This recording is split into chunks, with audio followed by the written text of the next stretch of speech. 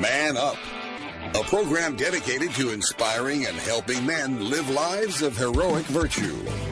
And now, it's time to man up. Welcome to Man Up on Iowa Catholic Radio. We are broadcasting on the Iowa Catholic Radio Network. I am Joe Stopulos. And today, as I do oftentimes at the beginning of the year, I want to reflect on goal setting, and preparing 2025 to make it the best year possible. And I'm going to do it in the context of a book I recently read called The Comfort Crisis. Let us start in prayer in the name of the Father, and the Son, and the Holy Spirit. Amen. Saint Michael the Archangel, defend us in battle. Be our defense against the wickedness and the snares of the devil. May God rebuke him, we humbly pray. And do thou, O Prince of the heavenly host, by the power of God, thrust into hell Satan and all the evil spirits, proud by the world seeking the ruin of souls. Amen. In the name of the Father, Son, Holy Spirit. Amen. Merry Christmas. We are in the octave of Christmas. We are in this time where we should be celebrating. We're in this Christmas season where every day should be a joyous celebration. So first off, just wanted to wish you and your family, your loved ones, a Merry Christmas. Secondly, wanted to encourage you to keep the Christmas spirit going, that every day is a Sunday. Every day is a day of rest. Every day is a day of celebration. So lean into it. Have fun, have an enjoyable Christmas season, and enter fully into this season of celebration. And as we turn our gaze towards this next year, always, if you're a listener to the show for any amount of time, you know I love looking back and planning forward, planning ahead, looking back, and using these opportunities, turns and calendars, seasons, etc., as markers, as points of demarcation to jump off and to make sure that we're on the path where we want to be headed, that we're looking far enough ahead to say, where do I want to be at the end of this year? Did I make the progress I wanted to make last year? And if not, what can I do to change? And if so, great. How can I continue to grow upon that? Right, we're all, no matter where we're at in our stages of life, and I've mentioned probably in recent years that it's funny to watch look at my old sheets, my old goal sheets, and see where the goals were. You can kind of feel your progress looking at, hey, did I accomplish that? Did I do that thing that I said I was going to do?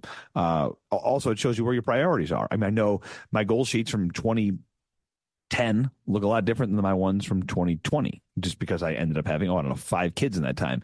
It's amazing how what was the biggest priority to me before I had kids versus once I had children. You can see how things shift, and that's good, right? That's what life's all about, and continue to shift every year, which is why I think it's important for each of us to take inventory, to take time right now in our lives, no matter where we are, to slow down and to embrace the time we have, to pause and say, okay, where do I need to be?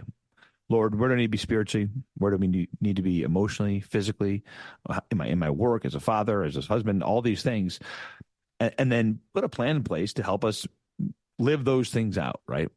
And there's lots of ways to do this, and no way is going to be, there's not a one size fits all approach to this. And so I want to jump off in the next segment and talk about this book called The Comfort Crisis by Michael Easter. Came out a couple of years ago, and I recently read it, and it's a highly recommended book that I think puts into focus a lot of these things for me that I need to be working on, a lot of the things that I feel like, man, this is something that I should be working on. And I imagine this will ring true for a lot of you as well. So we'll head to a short break, and we'll be right back.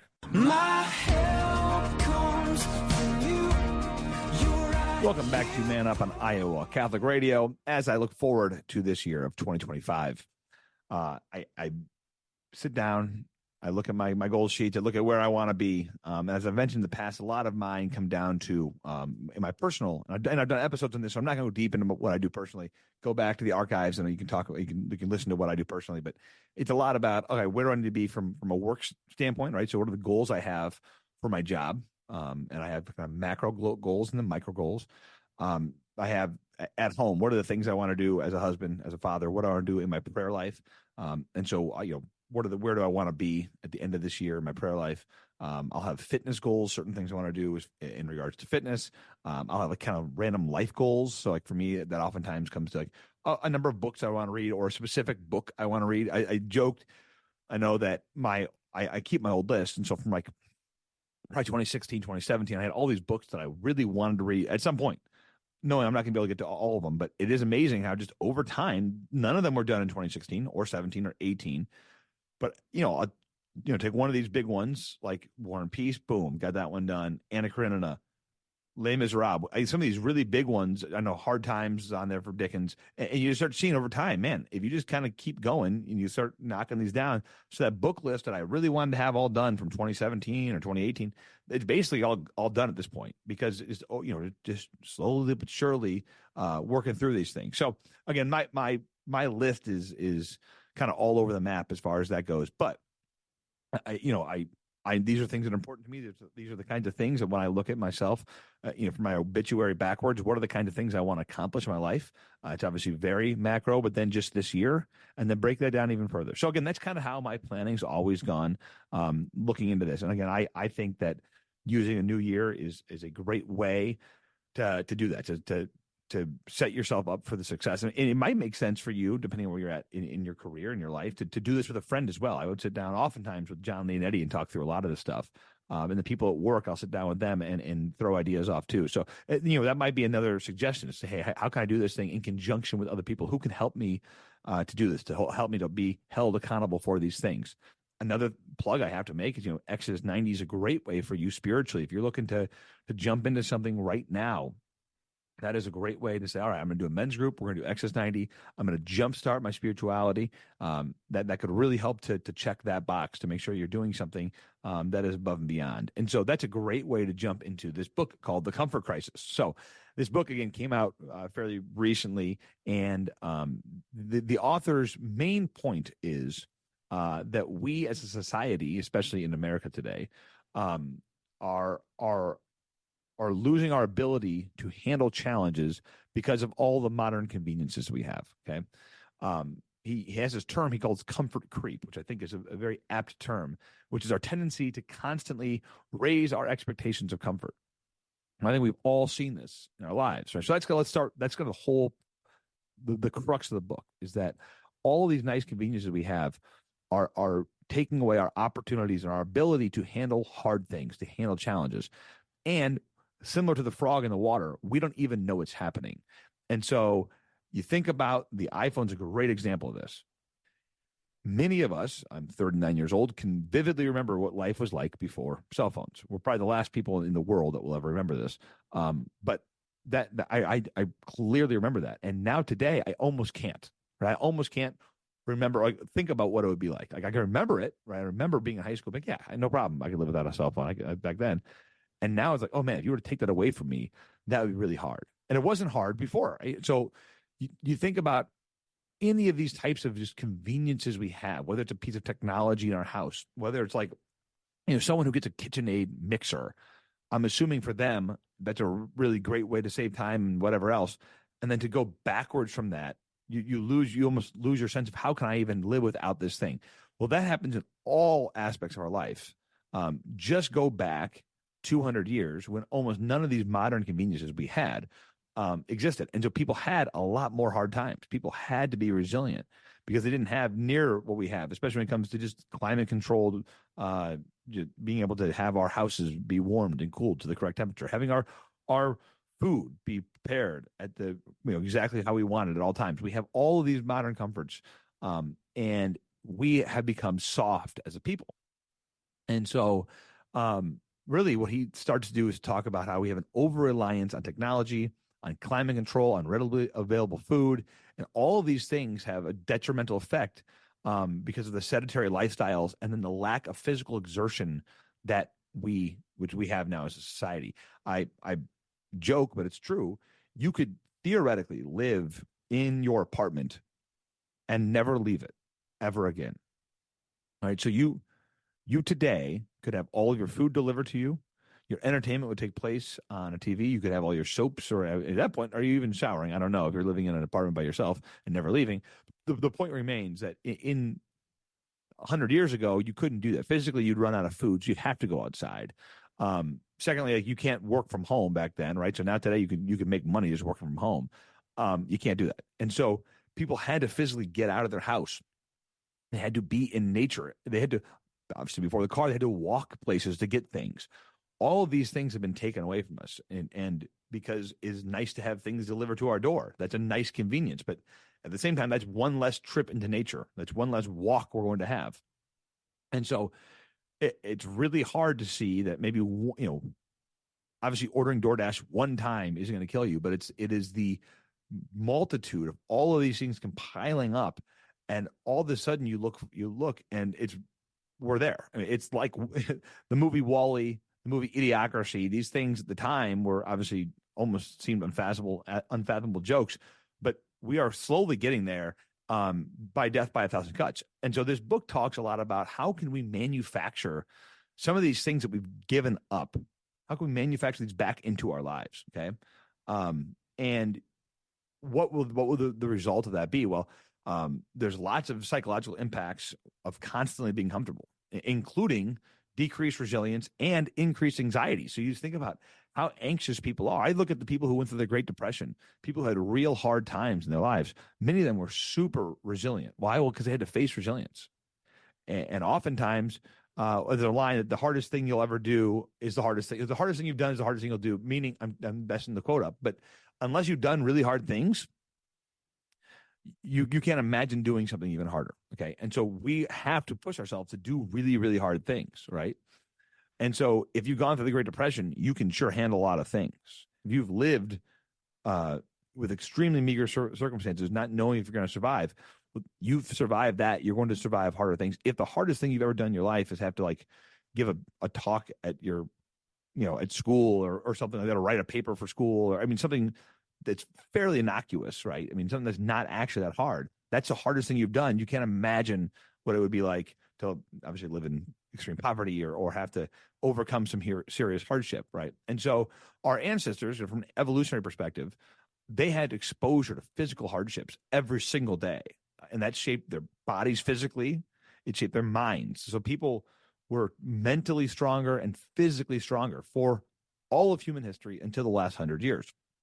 And so we have to figure out ways to expose ourselves to some of those physical hardships, mental hardships, even though we live in America in 2025 and have the ability to never have to do those, right?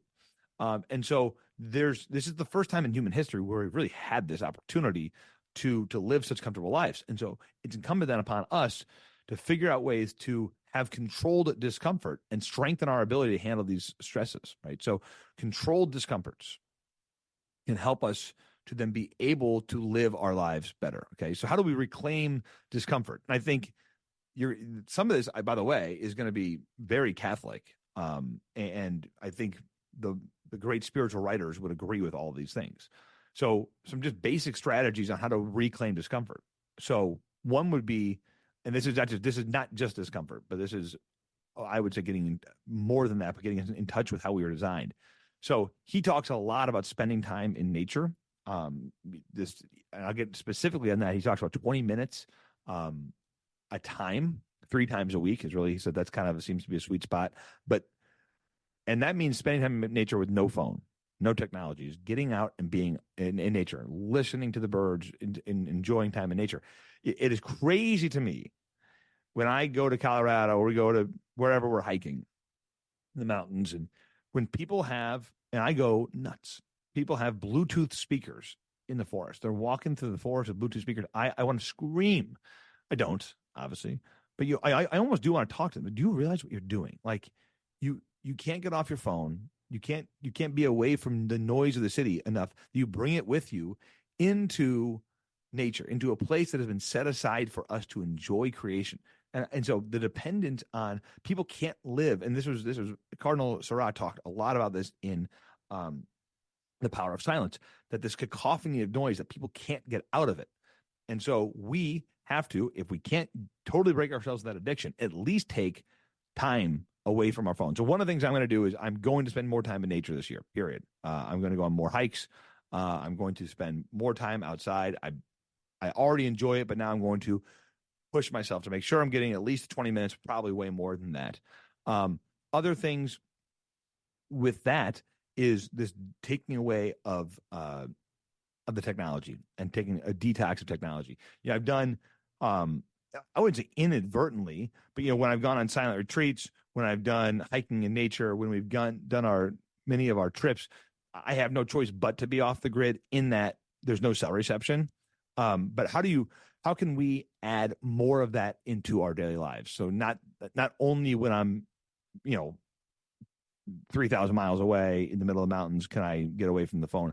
But how about, maybe once every 6 months, or maybe once every other month, maybe every month, putting the phone away Friday night and not picking it up until Sunday, or vice versa, maybe even do it, all the way through Sunday at 5 p.m. or something where we're taking extended periods of time away from the phone. Is that something you could do? How can we help to disconnect? Because the more we disconnect with the technology, the more we can reconnect with the creator and the created. The more we can enter into this created world around us. And one of the cool things, so this whole book, he really goes on the story he tells, and then he throws a lot of these things in with it. The story tells, though, is he went out on this 33-day hunting excursion to the North Arctic of Alaska. And so this is like super desolate, no people for like, hundreds and hundreds of miles. And you're dropped off by a small plane. And anyway, he said the importance of boredom. In the silence, in the stillness, your mind can begin to wander. And that's a good thing. And it can wander to the point of pondering creation, wondering about the trees, about the birds, about all these things that can connect us with nature. And you can't do that if you have your cell phone, because the cell phone is a drug. I mean, it truly is. You can pull it out at any point and never be forced to be bored. No one has to be bored anymore. Prior to the cell phone, especially, there was moments of boredom, and boredom is a good thing. It allows your mind to wander and to ponder. And today, if I ever have a feeling of, I don't want to ponder, boom, I can watch YouTube. Boom, I can put a podcast on. Boom, I can do this. And so putting that discomfort, which is a discomfort, boredom is a discomfort, putting that back into our lives. Other strategies for incorporating discomfort would be, obviously things like cold exposures, cold showers. If you could do a cold plunge, great. Hiking. And he talks a lot about rucking. So putting packs, a weighted pack on as well. Weight training, physically doing workouts, right? But then doing like really hard workouts. Mindfulness and meditation. Obviously here he goes into specifically mindfulness and meditation. I would say prayer, but even more so, quiet, long periods of prayer, 30 minutes to an hour of quiet prayer time. Again, letting your mind wander, letting God speak to you in the quiet, in the solitude. As you look through, your own life, this is all going to look way different to each person. But I think there's, especially when it comes to embracing technology, or to getting off of technology, and to embracing discomfort, I think all of us need more of that in our lives. So some other things as we kind of talk, as I'm thinking through my own life, what are the things I want to implement? So he talks about embracing solitude. Again, comes from this idea of him being out in 33 days and how much more mental clarity he had. So finding time for solitude. I would argue that in an adoration chapel would be a great place to do it. On a walk, we have beautiful walking paths all over the Des Moines area. You can go into nature, a lot of woods, a lot of things like that. Find places where you can embrace solitude and just sit and listen and be. The power of boredom. So he actually gets into the actual power of boredom. He talks about how, so here's a little clip. It talks about there's an evolutionary survival process we developed to help us remember where food is so that we wouldn't starve. There's a trigger, a behavior, and a reward. But this brain process can get hijacked in the modern day. The trigger of food is boredom. The behavior goes onto YouTube and checking our news feed, and that distracts us from boredom. We become excited to get a hit of dopamine, and that is the reward. The paradox is that these mechanisms that used to keep us are now hurting us. We have less tolerance for distress. If we feel unpleasant, like boredom, we typically would just have something to deal with the unpleasantness. We would just deal with it. And now we just distract ourselves. Okay. So how do we embrace uncomfortable things? We have to embrace uncomfortable experiences. And so, I looked at my own life, kind of doing a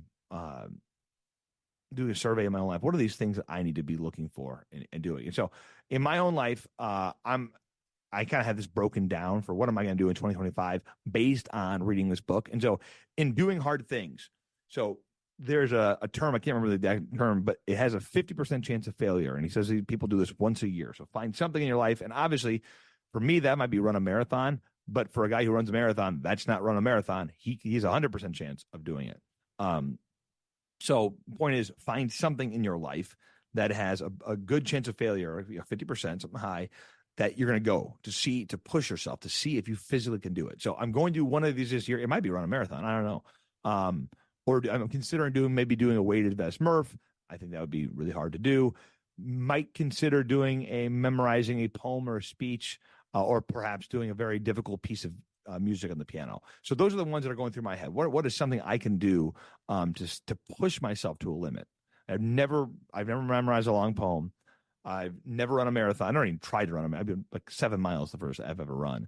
But so I'm going through this. I'm going to get pen to paper here shortly, and I'll report back. But that's these are things going through my head. So what's something really hard I can do to really get myself out of my comfort zone?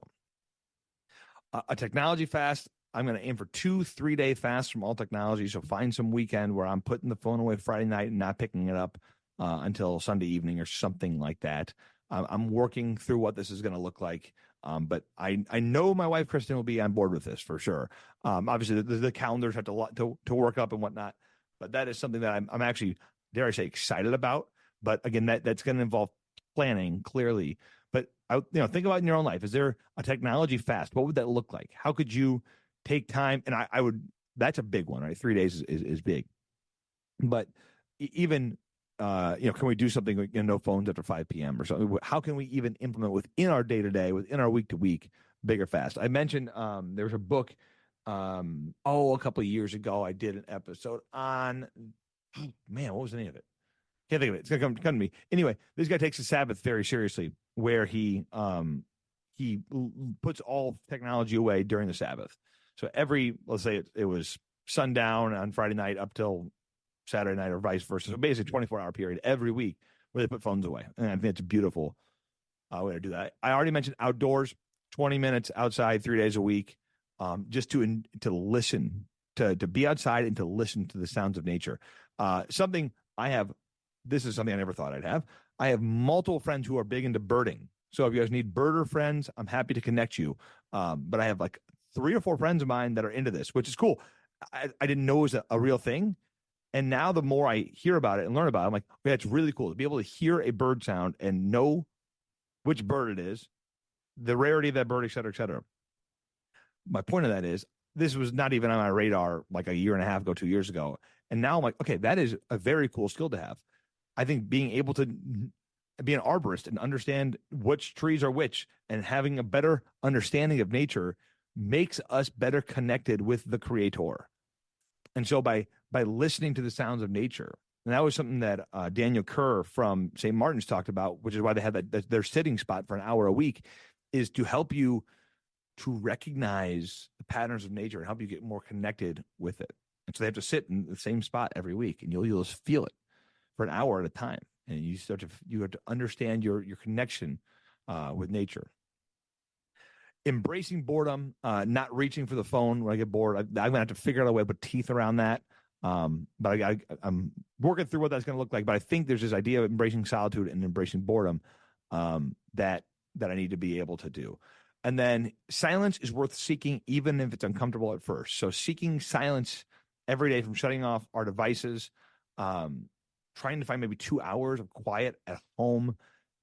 That's obviously really hard with kids, but what can I do within the context of my household to encourage more quiet, or just at least less distractions? Okay.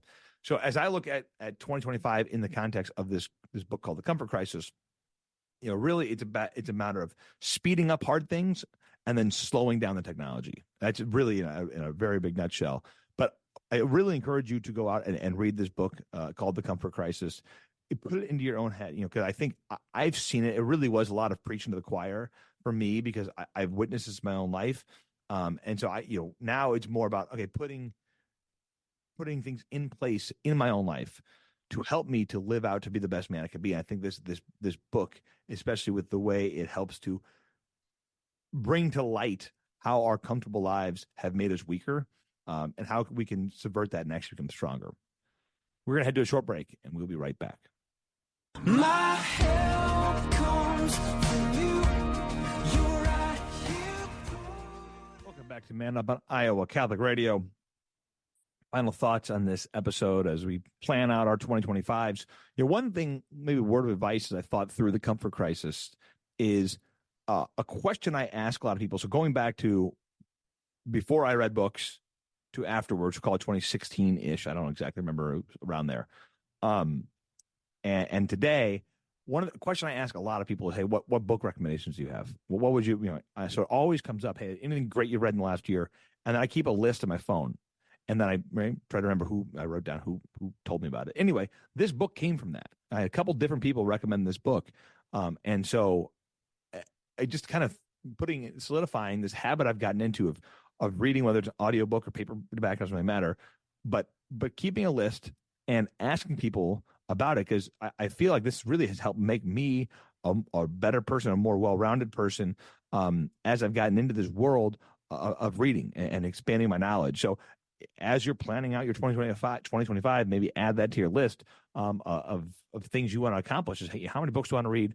And then also just become a person that is more open about suggesting books and asking out books. And I just know for me personally, as I look back, how much better of a person I've become, how much more well-rounded I've become as a man. So wishing you all the best this year. And hopefully we can get to the end of 2025 and look back at all of the great progress that we've all made. Thank you for joining me today. I'm Man Up on Iowa Catholic Radio. I am Joe Stopulos. It's time to man up. Man Up, inspiring men to live out their call to holiness.